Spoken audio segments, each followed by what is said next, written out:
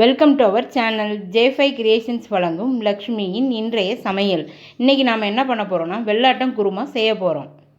Mixie jar எடுத்துக்கோங்க. அதில் 100 gram வெள்ளைப்பூடு, 50 கிராம் இஞ்சி, ஒரு தக்காளி, ஒரு 5-6 சின்ன வெங்காயம் போட்டுக்கோங்க. இப்போ தண்ணி ஊற்றி அதை அரைச்சி எடுத்துகிட்டு வருவோம். நம்ம இப்போ அரைச்சி எடுத்துகிட்டு வந்தாச்சு.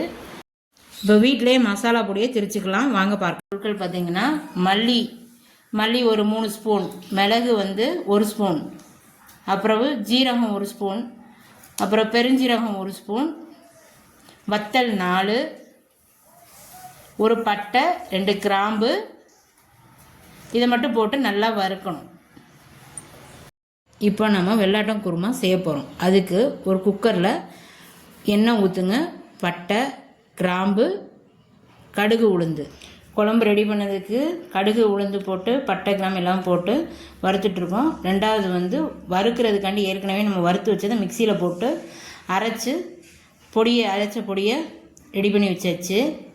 அடுத்து பார்த்திங்கன்னா நம்ம நல்லா சடன்னு பொரிஞ்சிடுச்சு. கடுகு உளுந்து போட்டு தக்காளியே போட்டாச்சு. அதுவும் நல்லா பார்த்திங்கன்னா பொன்னிறமாக வறுத்துக்கிட்டு இருக்கோம். அதுக்கப்புறம் பார்த்திங்கன்னா நம்ம அரைச்சி வச்ச இஞ்சி பூண்டு பேஸ்ட்டை போட போகிறோம். 2 ஸ்பூன் இஞ்சி பூண்டு பேஸ்ட்டு. இப்போ அதையும் போட்டு நல்லா பொன்னிறமாக வறுத்துக்கிட்டு இருக்குது. இதுக்கடுத்து பார்த்திங்கன்னா நான் மட்டனை 3/4 கிலோ மட்டனை மஞ்சள் போட்டு கழுவி வச்சுருக்கேன். அதையும் இப்போ போட்டாச்சு. அதையும் போட்டு நல்லா வறுக்கணும். அதில் மட்டனில் உள்ள தண்ணி வெளியே வர வரைக்கும் நல்லா சுருள வறுக்கணும்.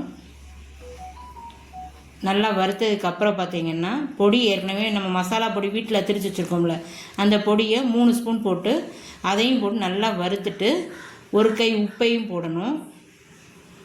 நல்லா உப்பை போட்டு பொடியும் போட்டு நல்லா வறுத்ததுக்கப்புறம் நம்ம லெமன் ஏற்கனவே ஒரு லெமன் போடணும். அதை வெட்டி வச்சுருக்கோம். அதையும் எடுத்து புழிஞ்சிடணும். புழிஞ்சு நல்லா எல்லாத்தையும் போட்டு ஒன்று போல் வறுத்து இப்போ லெமன் புழிஞ்சாச்சு.